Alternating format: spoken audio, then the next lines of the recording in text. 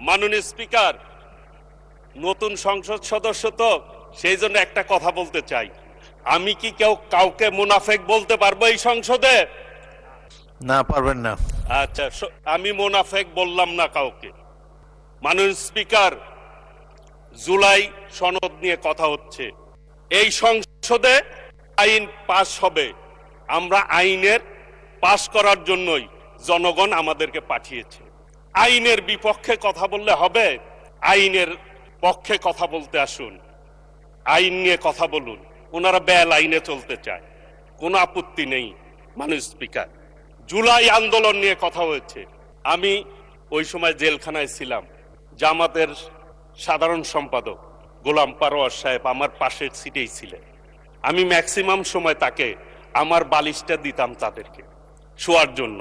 মাননীয় স্পিকার, আমি এরপরে যখন বের হই, টেলিভিশনে দেখলাম শিবিরের সভাপতি বলছে উনি নাকি ওই টাইমে বাজার করেছেন, আর ছাত্র দলের সভাপতি রাস্তায় আহত হয়েছে পুলিশ দ্বারা। তাহলে জুলাই আন্দোলন নিয়ে কার কি ভূমিকা? এই আওয়ামী লীগের মতো আচরণ।